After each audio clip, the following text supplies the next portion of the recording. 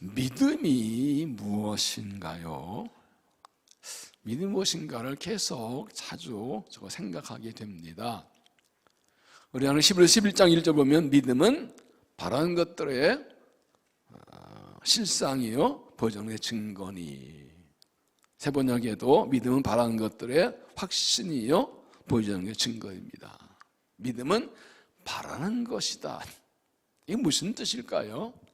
다른 말로 하면 믿음은 꿈꾸는 것이라는 뜻이에요. 바란다는 건 꿈꾼다는 뜻입니다. 믿음의 사람은 하나님의 행하실 내일을 바라보고 꿈꿉니다. 믿음의 사람은 그래서 꿈과 비전의 사람입니다. 그래서 믿음과 비전은 같은 말입니다. 믿음의 사람이 비전의 사람입니다. 믿음 있는 사람은 내일을 꿈꾸기 때문입니다. 믿음이 있어야 내일을 꿈꿀 수가 있습니다.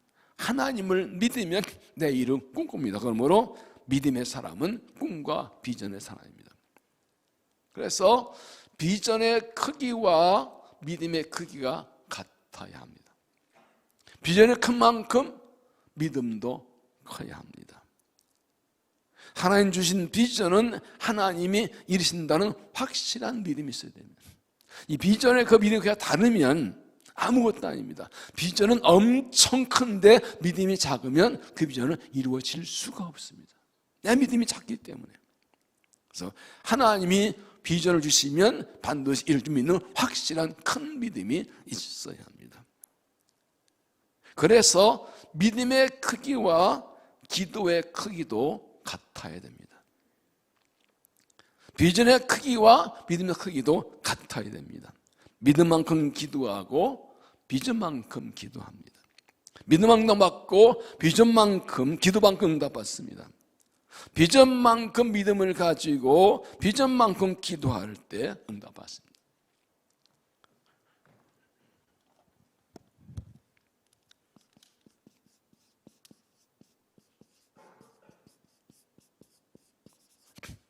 이거는 같이 가는 겁니다. 어느 하나 빠지지 않습니다.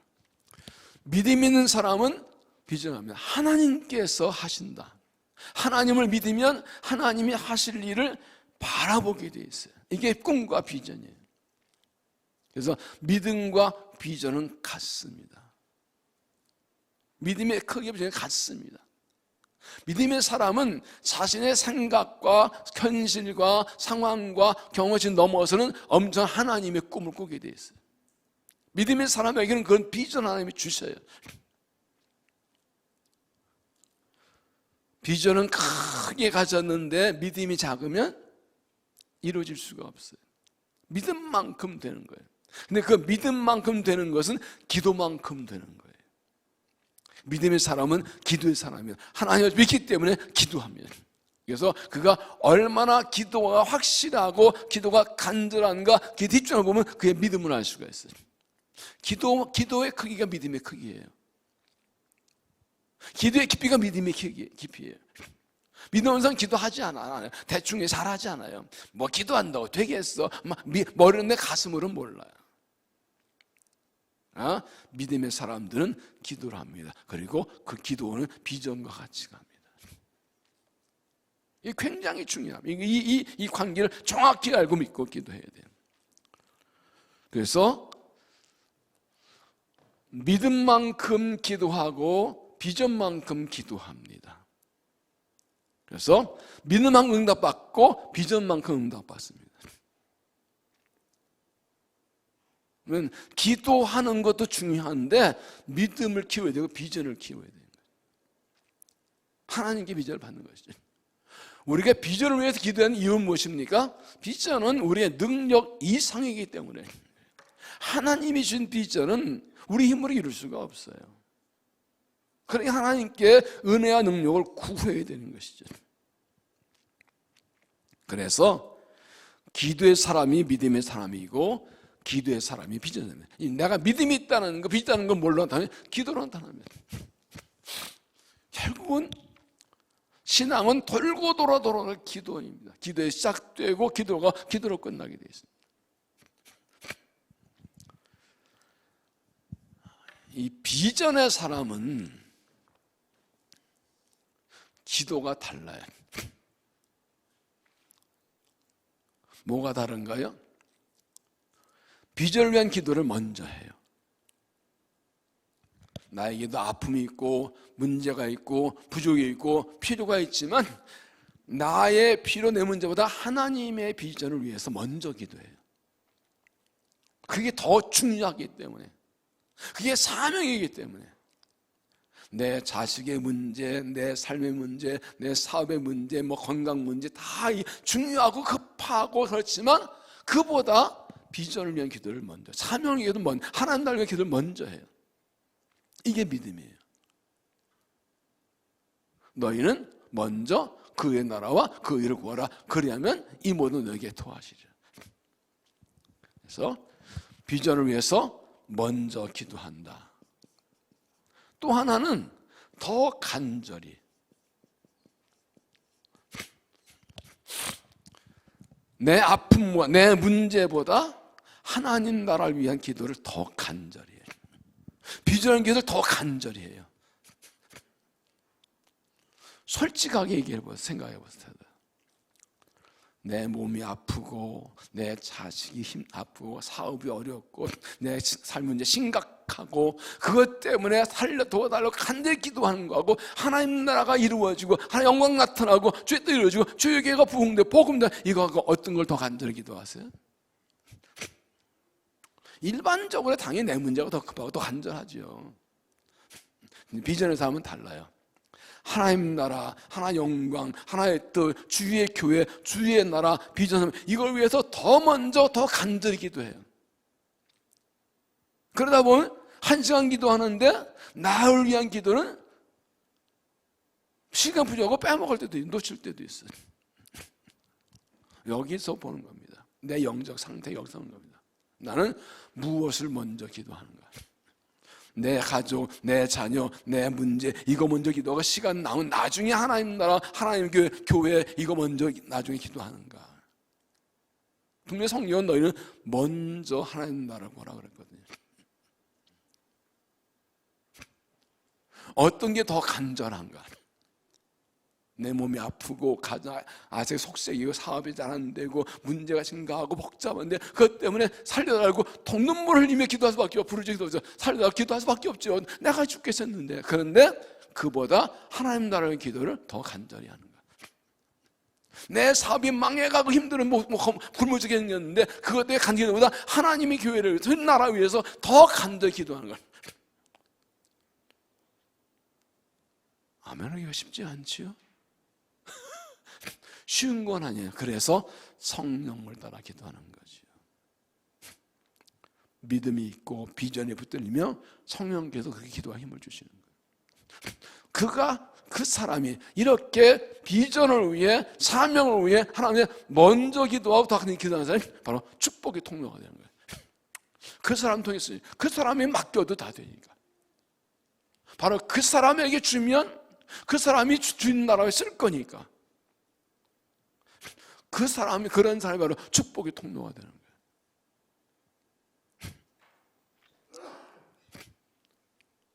날 위한 기도를 먼저 하고 하나님 나라의 기도를 나중에 하는 사람은 주면 이게 닦아먹을 가능성이 많아요.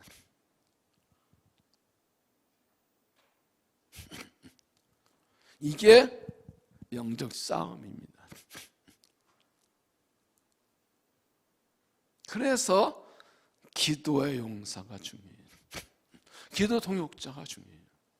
하나님은 믿음의 사람을 찾으시고 비전의 사람을 찾으시고 그리고 기도를 찾는데 다 또 한 사람이에요. 이게 이 세계가 같이 가는 겁니다.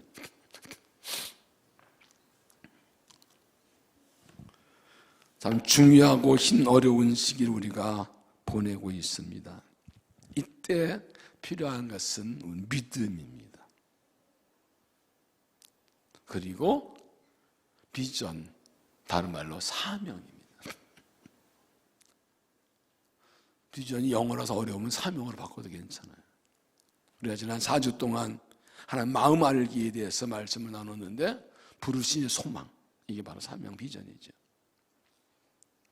이것이 확실하면 성도의 영과 풍성함도 확실히 알게 되고 민족의 능력도 확실히 믿게 됩니다. 기도가 달라지죠. 정말 깊은 기도를 하게 되는 것이죠.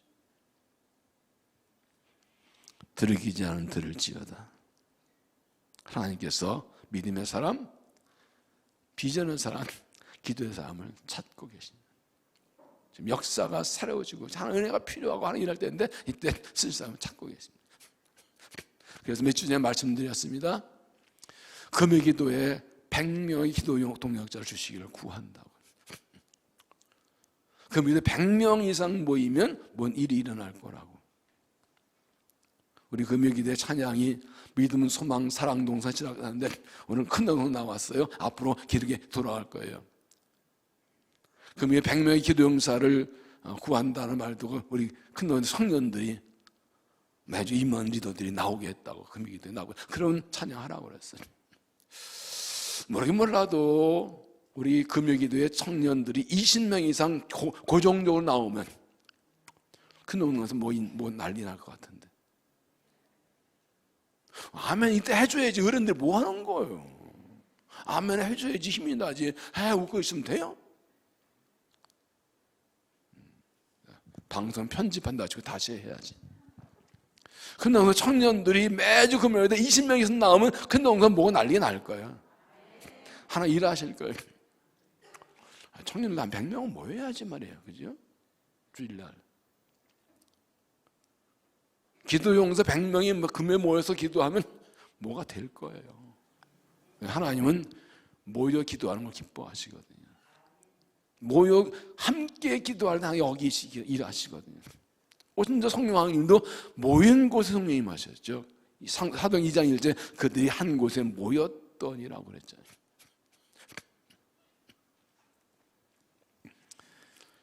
하나님을 믿는다면 믿음을 가지고 하나님이 일하심을 기대하고 비전을 가지고 간절히 기도해서 하나님 역사 쓰임받는 기도 일꾼들 되시기를 주의 이름으로 축원합니다. 오늘하고 다음 주 2주 동안 길가리한 제목으로 말씀을 좀 나누려고 합니다. 미국 작가가 쓴 고향에는 다시 돌아갈 수 없다라는 단편 소설이 있습니다. 어릴 때 고향을 떠나서 대도시에서 고생하면서 성공한 주인공이 설렘 가슴 안고 20년 만에 고향으로 돌아갑니다. 찾아내는 순간 고향은 옛날의 고향이 아닙니다. 길도 바뀌고 집도 바뀌었습니다. 발전 문명 영향으로 어릴 때 고향의 모습은 사라졌습니다. 발전해서 사람들이 바뀌었습니다. 어릴 때 알고 지내던 사람들 찾기 힘들고 오래 만난 친구들도 나이 들면 사람이 달라져 있어요. 20년 나더기 때문에 정돌로 남아있지 않았어요. 기껏 찾아간 고향에서 하루 못 자고 떠나면서 이렇게 말을 합니다. 내게는 이제 고향에는 다시 돌아갈 수 없다. 돌아갈 고향이 없다라는 뜻이죠. 우리나라는 좀 특별합니다. 설날이나 추석 때 되면 귀성 행렬이 엄청나요. 전국이 움직이죠. 이 동양 쪽은 대그래. 특히 중국도 춘절되면 그러죠. 저는 이북 집안이어가지고 고향이 없어요. 그래서 귀성을 몰라요. 부모님이 서울에 계시니까 옆집이시니까 그랬었지요. 사람들이 왜 고향을 찾을까요? 고향은 삶의 뿌리이고 정신적 뿌리이기 됩니다. 내가 태어나 자란 것이기 때문에 거기 가서 어떻게 살아가는지 알고 자기 자신을 찾는 것에 고향을 가는 거지요. 거기가 다시 한번 힘과 용기를 가지요. 고향에는 다시 돌아올 수 없는 이 담전술 이야기처럼 내게 돌아갈 고향이 없다면 어떻게 될까요? 저희 처가가 안동인데 안동 가장이 안 간대요. 부모님이 다 미국에 사시다가 돌아가시기 때문에 부모님 안 계시면 고향도 아니라네.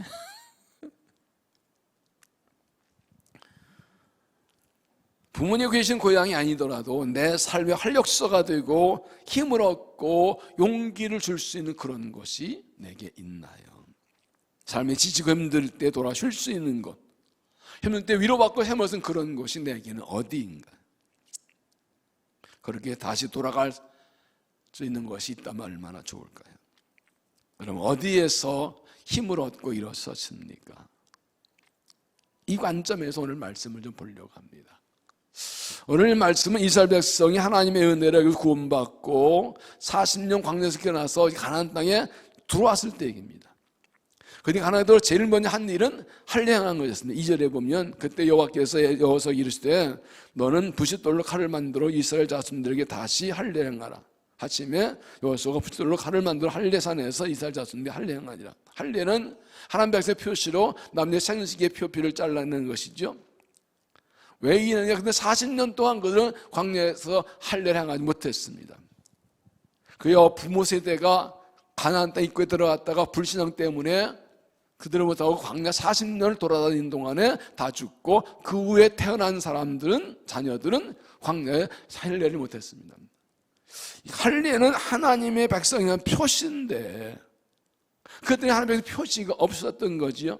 그래서 가나안 땅 들어오자마자 하나님께서 할례를 하셨고 그런데 그곳 이름을 길갈이라고 불렀어요. 길갈 이름은 히브리어에 자라나들을 가진 깔랄에서 왔습니다. 9절에 보면 여호와께서 여호수아 이르시되 내가 오늘 애굽의 수치를 너희에게 떠나가겠다 하심으로 그 이름을 오늘까지 길갈이라. 잘라내다 굴러간다는 뜻입니다. 그래서 길갈은 굴러갔다는 뜻입니다. 하나님께서 이스라엘 애굽에서 떠나겠다. 더 이상 애굽에서 노예상한 그 부끄러운 게 끝났다. 이제는 하나님 백성의 축복의 땅에 들어왔다. 이것을 확정해 주시는 표시로 길갈에서 할례하게 하시고 길갈 이름을 기억하게 하셨습니다. 그런데 이 중요한 것은 이렇게 이스라엘 백성이 가나안 땅 들어와서 그 땅을 정복 전쟁하면서 길갈을 본부로 삼습니다. 10절에 보면 또 이스라엘 자손이 길갈에 진쳤고라고 했어요. 조세프라 학자에 의하면 길갈은 요단에서 10km, 여리고에서 2km 정도입니다. 지도 한번 보실까요? 예. 위에 갈릴 바다가 있고 밑에 사해고 요단강이 요단강 각 건너서 여리고 옆에 길갈인 것이 있습니다. 여기서 진을 치고 싸우러 나갔다가 길갈로 돌아오고 길갈이 본부 기지입니다. 십몇 년도 이루어진 이스라엘의 광야 이 가나안 정복 전쟁의 길갈이 핵심 중앙 본부였어요. 6장에서 여리고 성을 정복할 때 매일 한 바퀴 돌고 나중에 이거부터 돌 때 한 바퀴 돌고 돌아왔더니 길갈로 돌아온 거예요. 9장에서 기브온 족속들이 여호수아를 찾아올 때도 그들이 길갈 진영으로 가서 여호수아에게 이르되 그들 이스라엘에서 이르라고 말합니다. 길갈을 왔다. 10장에서도 그들이 가나안 싸운 후에 여호수아가 온 이스라엘과 더불어 길갈로 돌아왔더라. 길갈로 돌아왔다. 길갈 돌아왔다. 계속 성경은 말합니다. 이제는 길갈 이스라엘이 가는 정동원의 중심 기지고 본부였습니다. 길갈 전신치고 나가 싸우고 다시 돌아오고 거기서 작전 계획 세우고 힘을 얻고 정비하고 또 나가고 계속 이게 반복되어 있었습니다. 이제 지도 그만 봐도 돼. 저거 외워 안 외워도 되니까. 자, 그러면 이게 질문입니다. 하나님 백성에게는 어디가 길갈인가? 우리가 하나님께서 영적 전쟁하는 그리스도의 군사들인데 세상에서 믿음을 지키고 싸우다가 돌아와서 힘을 얻고 쉬고 다시 나가는 우리의 길갈은 어딘가? 세상과 싸우고 돌아와서 다시 무장하고 작전 지시를 받고 힘을 얻고 다시 나가는 그 길갈은 어딘가? 우리에게도 길갈이 있어야 됩니다. 하나님을 달려가고 믿음의 산에서 싸우고 있고 약속된 축복을 얻기 위해 싸우고 있는데 우리도 돌아와서 힘을 얻고 다시 달려가서 그 길갈 우리에게 있어야 됩니다. 인생 살다가 힘을 얻고 일어날 수 있는 길갈, 믿음에 가다가 사명을 달려다가 힘들고 힘들 때 돌아와서 힘을 얻고 나가는 길갈이 있어야 됩니다. 하나님께서 그리스도에게는 길갈이 어디고 무엇이 길갈인가? 5가지인데 오늘 2가지만 드리고 다음 주 금요일에 3가지를 말씀드릴 것입니다. 첫째, 예수 그리스도가 우리의 길갈이시다. 예수 그리스도가 길갈이다. 4절을 보시면 여호수아가 할례를 행시한 까닭은 이것이니 애굽에서 나온 모든 백성 중 남자 곧 그 모든 군사는 애굽에서 나온 후 광야길에서 죽었는데 그 나온 백성은 할례를 받았으나 다만 애굽에 나온 이 광야길에 난 자는 할례 받지 못했습니다. 길갈은 할례 받은 것입니다. 할례는 하나님의 백성 표시입니다. 창세기 22장에서 하나님께서 19장 하나님께서 아브라함에게 이삭 주시기 전에 할례를 받으라고 해서 하나님의 백성 표시 준 것입니다. 그럼 이스라엘 백성은 할례를 받지 않은 백성이 아닙니다. 이 사람은 난지 8일 만에 할례 받습니다. 내가 말씀드린 대로 애굽 나온 세대는 40년 동안 할례를 받지 못하고 있고 그 부분에 죽고 가나안 땅 들어온 다음에야 갔습니다. 6절에 보면 애굽에서 나온 족속 곧 군사대 다 멸절하기까지 40년 동안 광야 셈이었더니 그대 다릿기 하신 이 자손이 여호수아가 할례 행하신 이 이스라엘은 그들 할례하지 못하였으므로 할례 없는 자가 되었습니다. 그래서 이게 중요합니다. 약속의 땅에 들어왔습니다. 하나님이 약속한 땅에 이 땅을 차지하려면 하나님의 백성 표시가 있어야 된다는 거예요. 광야 헤맬 때는 괜찮아요. 근데 이제 약속 들어서 이 약속의 땅을 차지할 수 있는 자격이 뭐라고? 하나님의 백성이라는 거예요. 그래서 들어오자마자 제일 먼저 할례 행하라고 하시는 것입니다. 그러므로 길갈은 아나가는데 들어온 이스라엘 백성은 아주 중요한 장소입니다. 하나님께서 표시 없었던 것이 하나님께서 표시를 받았고 정식 자격을 갖춘 그런 것이기 때문입니다. 그래서 길갈에 중심을 두고 나갔다 돌아가고 나갔다 돌아가고 합니다. 구약시대 할례는 오늘의 세례와 같습니다. 세례가 무엇입니까? 예수 그리스도를 나의 구주 고백하고 믿고 가는 사람에게 신앙 고백이 있는 사람에게 주는 것입니다. 하나님 백성의 표시를 주는 겁니다. 세례는 하나님 백성의 표시입니다. 하나님이 인쳐 주신 표시입니다. 신앙 고백이 있을 때 주는 겁니다. 제가 세례 문답할 때 꼭 물어봅니다. 세례를 받으면 그 세받는 이부터는 전혀 죄를 짓지 않는다, 질 수도 있다. 1번, 2번. 부끄러웠지만 2번이에요, 답이. 근데 100% 어떻게 알았는지 다 세례받은 후에도 죄 짓는다고 100% 뻔뻔하게 대답하더라고. 왜 그럴까요? 세례는 구원의 완성이 아니라 살아온 시작입니다. 하나님의 자녀가 되었다는 표시로 주는 것이죠. 새로운 출발이죠. 그래서 베드로서 2장 20절 물은 하나님께 나은 양심 표시, 그것만 표라고 말씀했어요. 이렇게 하나님 자녀로서 인정받고 비로소 가나안 땅 정복 경쟁하기 시작한 것입니다. 이스라엘이 할례를 받은 길갈이 그들의 모든 것의 중심이듯이 우리가 받은 세례가 우리의 모든 것의 중심입니다. 세례가 뭐라고요? 예수 그리스도 믿는 사람 주는 것이라고 그래요. 그러면 세례가 중심이라는 건 예수 그리스도가 중심이라는 뜻이에요. 우리를 구한 구주 예수 그리스도 우리의 삶의 중심이고 기본이고 출발입니다. 이스라엘 백성들이 6월절에 애굽에 나올 때 하나님께서 죽음의 천사를 보내서 애굽에 장자치실 때 이스라엘 백성들의 집에는 어린 양의 피를 발랐을 때 죽음의 천사가 지나갔어요. 마찬가지로 우리의 가슴에 예수의 피가 묻어 있어서 하나님 심판이 지나간 겁니다. 믿습니까? 이 예수 그리스도가 우리의 길갈이에요. 할례 받은 곳이 길갈이듯이 세례 받은 곳이 길갈이듯이 예수 그리스도가 우리의 길갈이세요. 항상 어떤 경우에도 나는 예수 믿고 십자가의 피로 죄에서 구원받은 하나님 자는 사실을 확실히 기억하십시오. 잊지 마십시오. 이걸 수시로 확인하고 고백하십시오. 나는 예수 믿는 사람이다.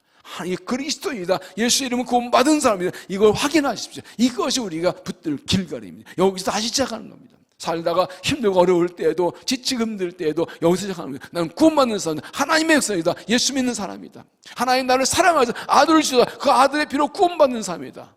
이거 다시 확인하고 그리고 시작하는 겁니다. 많은 환난과 공고가 될 때, 유혹받을 때에도 누가 뭐래? 인생 살다가 밀어가다가 어려움 달고 누가 20조부터 나간 겁니다. 왜냐하면 그래서 마귀는 우리의 이 신앙의 정체성을 공격해요. 마태복음 4장 예수님께서 광야에 시험 받을 때 마귀가 뭐라 그랬어요? 네가 만약 하나님의 아들이라면, 알이거든. 제가 말씀드리죠. 마귀가 예수 하나님의 아들인 거 알아요, 몰라요? 가장 잘 알아요. 그런데 의도적으로 찔러버린 거예요. 너 하나님의 아들 맞아? 근데 왜 궁구 있어?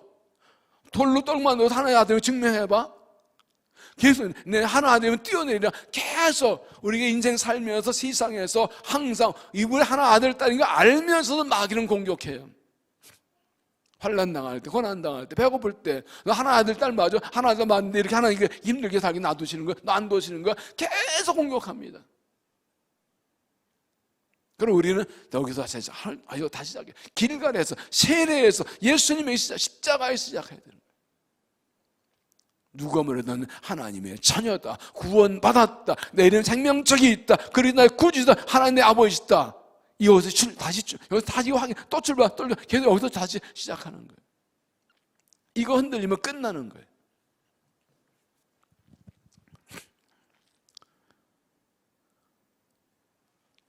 예수를 믿는 믿음을 지키는 것이 내가 사는 길입니다. 예수 믿고 따르는 길이 승리하는 길입니다. 내 삶의 중심을 예수님께 두고 내 삶의 기본을 십자가에 두고 살아가야 돼요. 어려울 때 예수님 바라고 힘을 얻고 십자가 붙들고 힘을 얻고 일어나는 거예요. 예수님으로 세상과 싸워서 마귀와 저와 싸워 승리하는 것입니다. 마태복음 14장에 보면 예수님께서 제자들을 배를 태워서 갈릴리바다를 건너가게 하시고 예수님은 산에 올라가 기도하십니다. 그런데 제자 단배가 큰 나무로 막 죽게 생겼어요. 예수님께서 물 위로 걸어오십니다. 제자들이 보고 귀신이다. 예수님께서 안심하라, 너희 두려워 말라. 그때 베드로가 돌발 행동을 합니다. 예수님 맞아요? 나도 걷게 해주세요, 물 위로. 베드로가 참 이게 충동적인 사람, 믿음이 좋은지 모르겠지만 믿음 좋지요. 나도 나도 걸을 수 있지 해달라고. 걸어와. 그랬더니 용감하게 배에서 물에 딱 내려섭니다. 여러분, 아무리 믿음이 좋아도 풍랑으로 배가 다 깨질 것 같은 죽는 상황인데 예수님이 부르셨다고 거기에 내려서는 게 쉽겠어요? 여러분, 베드로 대단한 믿음의 사람입니다. 상상 못할 믿음을 가진 사람입니다. 진짜 무리를 걸었어요. 물론 몇 발짝인 성경이 안 나와 있지만. 그런데 안타깝게도 성경은 곧 빠졌다 그랬어요. 바람 보고 무서워 빠져가냐. 중요한 게 뭐예요? 바람을 보고라는 단어예요. 예수님께서 물 위에 서 계시고 베드로는 예수님을 보고 내려섰는데 물 위에 내려서자 예수님이 아니라 뭘 봤다고요? 바람을 봤다. 그러니까 폭 빠져버린 거예요. 우리 시선을 어디에 두냐가 중요한 거예요. 인생 살다가 많은 환난과 풍랑과 시험의 환난 풍파를 만나요. 사람들은 대부분 풍랑 보고 큰일 났네, 무서웠네, 환난 무슨 난리쳐요. 믿음의 사람들이 예수님 볼 때는 그 파도 위를 걸어가요. 어떤 환난 시험 와도 주님 바라보고 물 위를 걸어가요. 그게 믿음의 능력이에요. 주님 바라보고 우리도 물 위에 걷게 해주세요. 믿음은 풍랑과 바다가 올 때 그 위를 걸어가는 겁니다. 환난과 시험과 어려운 문제가 내 발 아래에 있습니다. 문제는 예수님 바라보면 눈을 돌려서 바람을 보면 무섭고 빠져가는 거예요. 인생살이의 환난과 고난과 어려움과 핍절과 부족함과 문제, 이거를 보면 푹 그 안에 빠지는 거예요. 거기에 그 환난과 시험과 문제에 빠지지 않고 죽지 않고 물 위를 걸을 수 있는 비결은 뭐라고요? 예수님 바라보는 거예요. 예수님 바라보는 거예요. 히브리서 12장 2절에 믿음이 온전케 하신 예수를 바라보라. 이 43장이죠. 여호와를 악마한 자는 생을 얻으니 독수리의 날정과 같이 걸어가라. 새벽에 말씀드렸습니다. 독수리 날개 치는 것, 새 힘을 주시는 게 이게 무슨 의미인가? 독수리는요, 이렇게 평지에 있을 때는 온갖 잡새가 찝쩍은 넌 뭐야? 독수리는 새지의 왕이잖아. 맞짱 뜨지 않고 이게 슉 올라가 버리고 어디가 쫓아오는데 올라가니까 다른 새들은 어디가 진짜 떨어지고 독수리는 큰 날개 쫙 올라가 넘어서 버려. 그것들 맞서 싸우잖아요. 독수리는 따라오고 올라가면 다른 새들은 힘이 없어 진짜 떨어지고 독수리는 그냥 올라가는 거예요. 창공을 하는 거예요. 이거요, 하나님 바라볼 때 주시는 모든 것을 넘어서는 은혜를 주시는 거예요. 넘어서는 은혜, 피할 길이 아니고. 조지모 목사님이 배당이 하는데 앞에 갑자기 큰 암초가 나타나 선장이 큰일 났다고 피할 게 없다.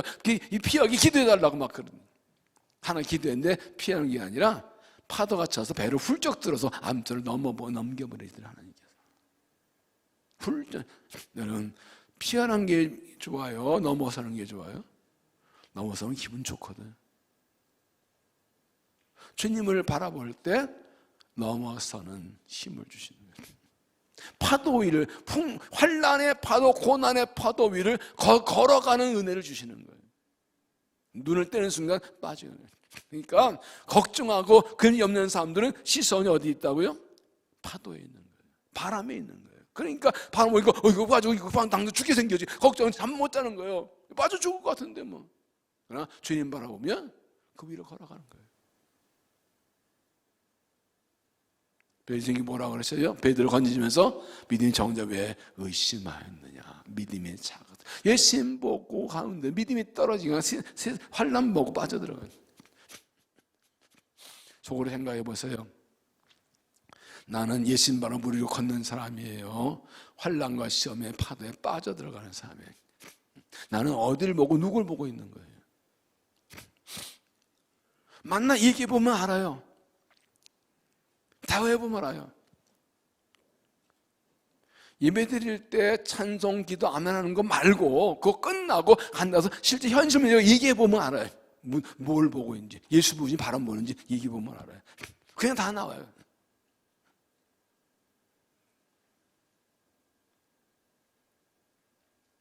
예수님 바라보는 게 얼마나 중요한지.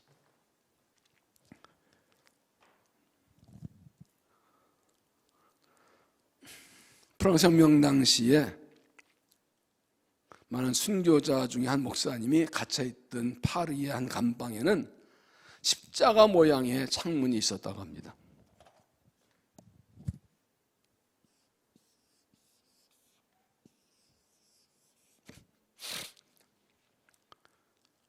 그런데 이 창문에는 여기에는 높다, 아래는 깊다, 이쪽에는 넓다, 저기는 길다, 이렇게 적혀 있었다 그래요. 이게 뭔가 에베소 3장 18절 보면 너희 모든 성도와 지식함지 그리스도의 사랑을 알고 그 너비와 길이와 높이가 깊이가 어떤 것을 깨달아 말씀 따서 그리스도의 사랑은 높고 깊고 넓고 깊다는 걸 표시해 준 거예요. 십자가 뭘 보여주냐? 하나님의 사랑, 예수의 사랑을 보여주는데 십자가 나타난 하나님의 예수님의 사랑은 어떻다고요? 높고 깊고 넓고 길다는 거예요. 결국 십자가 보고 살았다는 거예요.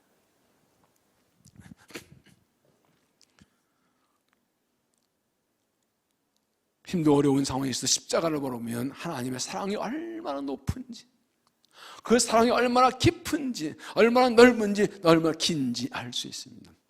그 크신 하나님의 사랑 말로 다 형용 못하면 하늘을 두루마리 삼고 바다를 먹물 삼아도 하나님 하나님의 사랑 다 기록할 수 없겠네. 왜 예수님이 십자가를 바르는데 그 십자가가 하나님의 사랑이라. 하나님의 사랑이 십자가로 나타났다고, 예수님으로 나타났다고. 세상 상처받고 고통받고 어렵 나가도 죽기 오면 십자가 사랑으로 감싸주시고 샘 주셔서 다시 일어나 나가게 주십니다. 마태복음 11장 28절에 수고 무거운 짐자 다 내게로 오라 내가 너희를 쉬게 하리라. 예수님 말씀하신다. 내게 와서 쉬어라. 내게 와서 쉬어라. 내가 길갈이다. 그 말씀. 너를 위해 십자가 지고 죽고 부활한 내가 너희의 길갈이다. 너를 위해 십자가 지고 죽고 부활한 내가, 너희 피를 흘린 내가 너희의 돌아올 고향이다. 내게 와서 쉬고 내게 와서 힘을 얻고 일어나 달려가라고 하십니다. 예수 그리스도가 길갈이십니다. 우리가 돌아갈 고향입니다. 힘을 얻고 갈 것입니다. 다시 말씀 듣고 은혜 받고 예수님 붙들고 일어나는 것입니다. 나를 위해 십자가 지고 죽은 예수 그리스도께 돌아오고 그분께 돌아오고 십자가 붙들고 다시 일어나서 주의 힘으로 싸워 승리한 믿음이 되시기를 주의 이름으로 축원합니다. 두 번째, 하나님의 집이 우리의 길갈이다. 하나님의 집이 우리의 길갈이다.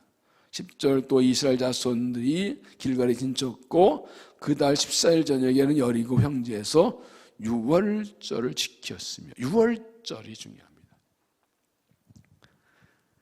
길갈은 이스라엘 백성 가나안 땅에 가서 첫 번째 유월절을 지킨 곳입니다. 40년 동안 광야기 지내면서는 유월절 지키지 못했습니다. 그때 애굽에 나올 때 하나님께서 애굽의 장자를 다 치실 때 이스라엘 백성들 집에는 어린 양의 피를 바르라고 했고 죽으면서 넘어간다 했습니다. 유월절은 패스오버, 건널리 넘어를 주면서가 건너 넘어갔다는 뜻입니다. 그리고 하나님께서는 매년 이 유월절을 꼭 지키라고 하셨습니다. 출애굽기 22장 14절 너희는 이 날을 지며 여호와의 절기를 잡아 영원한 규례로 대대시키지라. 영원히 지키라. 매년 하나님의 은혜를 기억하고 지키라고. 너희 이를 규례 삼아 너희와 너희 자손 영원히 지킬 것이니 너희 여호와께서 허락하신 너희 주신 그 땅에 이를 때에 이를 지킬 것이라고 해서 가나안 땅에 약속에 들어가면 지키라고 하셨습니다. 그래서 그 말씀을 가나안 들어오자마자 제일 먼저 한 일이 할례 받고 그 다음에 유월절을 지킨 것입니다. 유월절은 구원의 날입니다. 이스라엘 하나님께서 자기들 애굽에서 구원의 은혜 감사해서 지킨 절기 하나님께서는 예배입니다. 그 이스라엘 백성들은 시내산 아래 1년 있으면서 성막을 지었고 언약궤를 그 안에 넣었고 거기서 예배했습니다. 이 성막이 나중에 성전이 됩니다. 그들은 성전에서 절기 지키고 제사 드렸습니다. 그러므로 오늘 우리가 드리는 예배가 우리의 삶이 주신 길갈입니다. 하나님의 예배 받으신 하나님의 집이 성전이 오늘 우리의 길갈입니다. 하나님의 성전 나와서 하나님께 예배할 때 우리 하나님 예배를 받으시고 우리에게 은혜를 주시는 것입니다.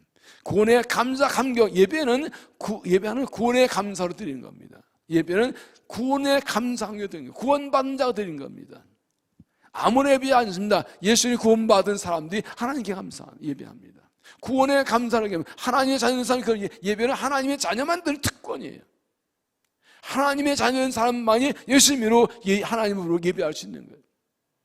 그러므로 세례받고 구원받은 그리스도인이 예배드리는 것이 예배가 길갈이고 하나님 예배하시는 성전이 우리의 길갈입니다. 여기에 와서 예배하고 영광이고 은혜 받고 힘을 얻고 다시 새 먹고 나가는, 말씀을 가르침 받고 기도 응답 받고 그리고 다시 나가는 것입니다. 그래서 교회가 우리의 길갈입니다. 창세기 8장에 보면 노아가 홍수 얘기 나오지요. 홍수가 다 끝나고 비가 그치고 이제 땅이 말랐나 보려고 노아가 방주문을 열고 까마귀를 내보냅니다. 까마귀가 나가서 안 돌아와요. 일주일 후에 다시 문을 열고 비둘기는 금방 돌아와요. 또 일주일에서 비둘기를 했더니 이번에 돌아올 때 감람나무 새 잎사귀를 먹고 들어옵니다. 이 땅이 말랐구나 하고 이제 방주 나오죠. 똑같이 광주에 살고 있던 까마귀가 비둘기인데 왜 까마귀는 나가서 안 돌아왔죠? 먹을 게 많아. 썩은 거, 물에 축축한 거. 그래서 이거 먹으려니까 돌아올 필요 없어. 근데 비둘기는요, 먹을 게 없어요. 비둘기는 썩은 거 안 먹어. 광주 돌아와야 여기 먹을 게 있어요. 노아한테 와야 먹을 게 있어요. 그러니까 돌아오는 거예요. 여기서 진짜 가짜가 갈립니다. 하나님의 집에 있다가 세상 나갔다가 세상과 먹느라고 안 돌아가는 사람도 있고, 그건 가짜 신자예요. 세상과 먹을 게 없어, 쉴 데가, 발붙일 데가 없어, 비둘기 더러운 거 안 좋아해요. 그러니까 다시 방금 돌아. 이게 진짜 신자예요. 그리스도인은 세상에서 먹을 게 없습니다. 세상 주는 거 썩은 거 못 먹습니다. 쉴 데가 없습니다. 다 더럽습니다. 우리의 집은 하나님의 집입니다. 우리가 쉴 것은 하나님의 집입니다. 우리 아버지 집입니다. 근데 가끔 돌아온 까마귀도 있어요. 와서 그 진창에 밟은 그거 가지고 다 시끄럽게 발자국 씹어놓고 또 더럽히고 또 나가. 안 오면 좋겠는데.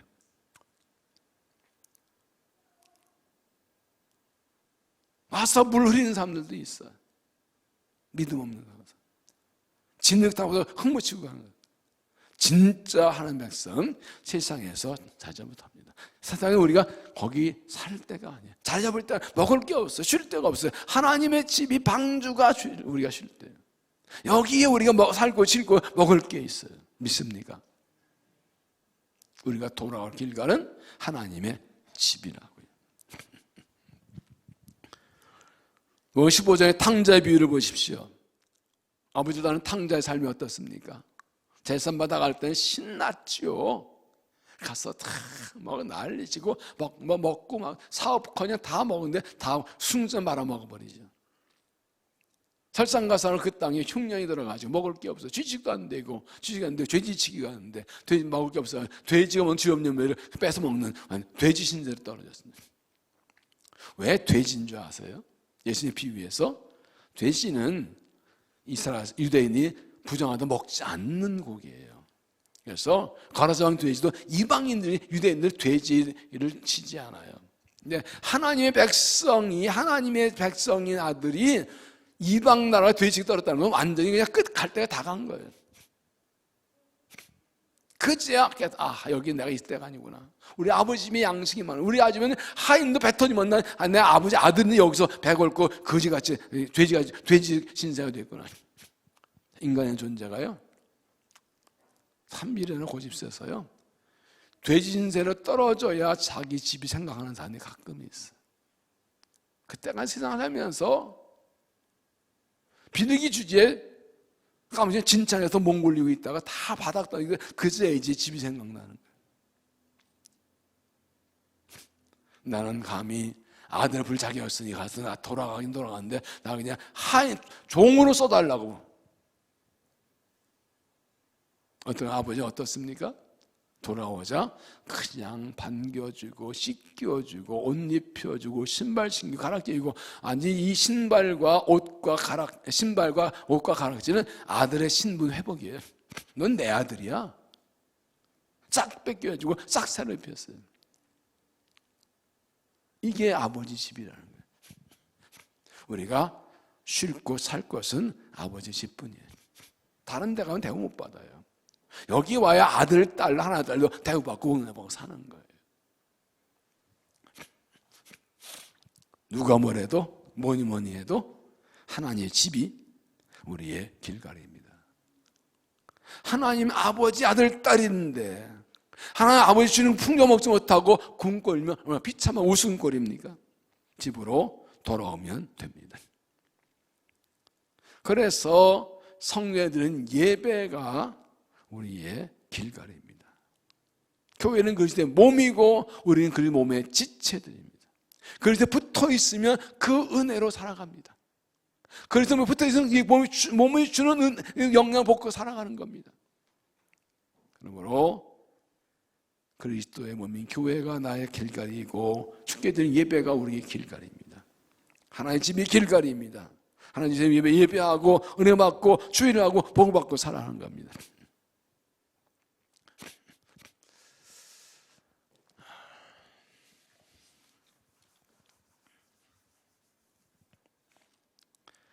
신앙은 이 교회론이 분명해야 됩니다. 자, 우리가 가정에서 자녀를 주의 제자로,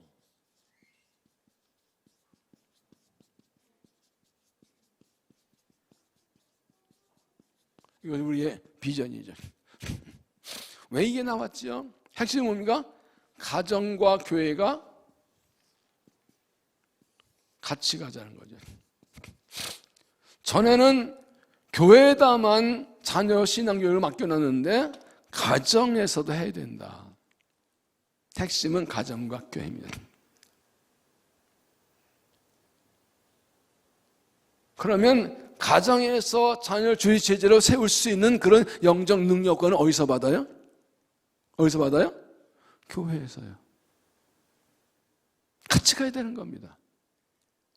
교회에서 예배하고, 교회에서 양육받고, 교회에서 교제하고, 여기서 은혜 받고, 그걸 가정에서 자녀를 믿음으로 세우고, 그 자녀 여기 와서 또 똑같이 예배하고 가고, 이것이 계속 왔다는 거죠.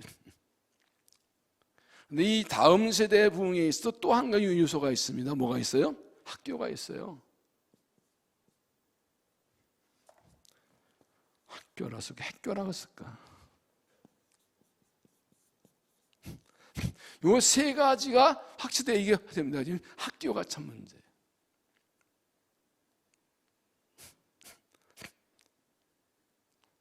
어떤 사람은 가정과 학교, 그래서 대안학교, 특교학교 많이 가지요. 셋이 같이 가야 됩니다. 그런데 가정과 교회가 함께 돼 여기서 학교 생활을 잘 할 수 있어요. 근데 아참은 이걸 빼먹을 수 있어요. 교회에서 모든 힘을 얻는 겁니다. 교회에서 예배도 양받고 힘을 얻는 겁니다. 여기 교제하는 겁니다. 하나님은 교회를 통해서 우리에게 은혜와 복을 주십니다. 그러므로 교회 생활이 약해지고 게을러지면 신앙 문제 생기고 분팀 생기고 환난과 시험에 넘어지게 되어 있습니다. 우리가 잘 아는 에스겔 47장 1절에 보면 한 성전체에서 물이 흘러나오죠. 그가 나를 데리고 성전문에 이르시니 성전 앞면이 동쪽을 향하였는데 문지방 밑에서 물이 흘러나와 동쪽으로다가 성전 오른쪽 남쪽으로 흘러내리더라. 그가 또 나를 데리고 북문으로 가서 바깥길로 걷겨 동쪽을 향한 바깥문에 이르기로 본즉 물이 그곳 수면에 이르더라. 8절을 보면 그가 내게 이르시되 이 물이 동쪽으로 흘러가 아라바 내려가서 바다리니 이 물로 그 바다 물이 되서나. 여기 아라바는 사해를 가리킵니다. 죽음의 바다에 성전에 나온 물이 들어가니까 그 바다가 살아났다. 그래서 이 강물에는 고기가 많다고 말하죠. 또 이어진 거 보면 강 좌우가에는 각종 먹을 실과 가시나무가 자라서 그 잎이 시들지 아니하며 열매가 끊이지 아니하고 달마다 참으니 그 물이 성소를 통하여 나옵니다. 성소에 나온 물이 흘러 들어가기 때문에 죽은 바다가 살아나고 강 좌우에 가을나무가 서고 열매 맺게 되고 그 열매 먹을 만하고 잎사 약재가 되죠. 핵심은 뭐예요? 성소에 나오는 물이라. 그 성소에 물이 내 흘러 들어갈 때 내 심령도 내 가정도 자녀도 세상도 살리게 되는 거죠. 예수의 47장은요 환상이거든요. 이스라엘성이 하나님의 진노로 멸망의 발로 잡혀갔다가 다시 돌아오게 되는데 에스겔에게 돌아와서 성전이 다시 회복되고 보여준 환상이에요. 37장에 이 마른뼈 환상이 있고 40장부터 성전 회복 환상이 성전 구조를 쫙 보여주시고 마지막 47장에 가서 그 완성된 회복된 성전에서 물이 나온다. 이게 생명수 흘러가는 말씀하는 거예요. 요한계시록 20장 가면 그래서 하나님 어린 양 보좌에서 생명수 이게 똑같이 마지막 이루어지고 보여주고 있어요. 핵심이 하나님의 성전 제단이라고요. 이것이 우리가 교회를 가까이 될 이유입니다. 교회 생활 열심히 해야 됩니다. 교회 생활을 열심히 하지 않고 하면 내 신앙 삶 무너지게 됐어요. 그래서 공부할 데가 없잖아요. 공급 통로가 생명수의 근원이 멀어지는 거잖아요. 소목이 학세 목사님이 심호하실 때 장로님 한 분이 2시간 거리에서 나오는 분이 있었대요. 잘 나오고 특세 때는 안 빠져 새벽에 2시간 전에 나오고 출근하고 이래서 너무 고마워서 성모님 교회가 멀지요? 그랬더니 아니요 목사님 교회가 뭐냐 집이 먼 거지요. 그렇죠. 교회는 항상 어디, 집이 이사 갔지 뭐. 교회는 항상 거기 있다고. 우리 진짜 여기 50년 동안 여기 있다고. 이사 안 갔어요. 집이 이사 간 거지. 그래 안 그래요? 이 이야기의 핵심은 뭐니까? 마음의 거리가 문제지 지리적 거리는 문제가 아니다는 거예요. 주님과의 거리가 문제지 길의 거리는 문제가 아니다는 거예요. 중요한 것은 교회가 성전이 길가린 것을 인식하고 있느냐지.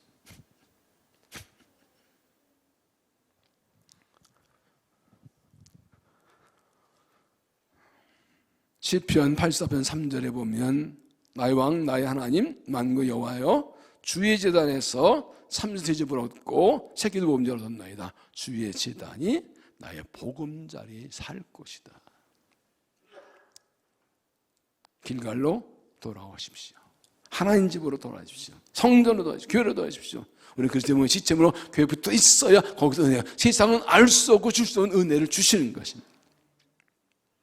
성전 집에 교회에서 예배하고 은혜 받고 쉬고 힘을 얻고 달려나가서 또 싸워 승리하고 또 돌아 힘을 얻고 또 싸워 승리하고 우리 길가린 하나님 집에서 은혜 받고 승리한 믿음이 되시기를 바랍니다.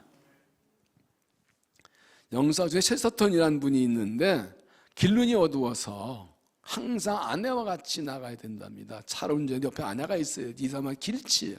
어느 날 부득이 아내 없이 혼자 길을 나섰다가 그만 길을 잃었어요.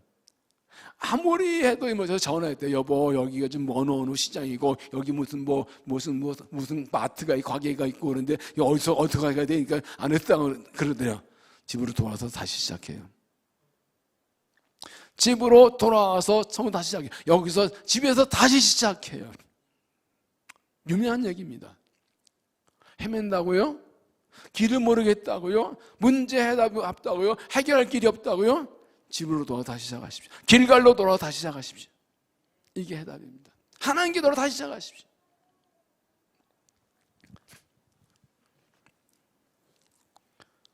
예수 그리스도가 우리의 길갈이십니다. 이스라엘 백성이 가나안 땅 들어와서 길갈에서 할례행하고 애굽에서 물러갔듯이 우리가 예수 그리스도 이름으로 세례받은 곳이 세례가 우리 길갈이고 우리의 구원자 예수 그리스도 우리 길갈입니다. 예수님께 돌아오면 언제나 만나주시고 힘과 능력을 주십니다. 하나의 집이 우리의 길갈입니다. 이스라엘 백성이 구원에 감사해서 요울찍는 것처럼 하나님께서는 예배가 길갈입니다. 예배에 최선을 다하십시오. 하나의 집이 길갈입니다. 길갈로 돌아오면 힘을 얻고 나가게 됩니다.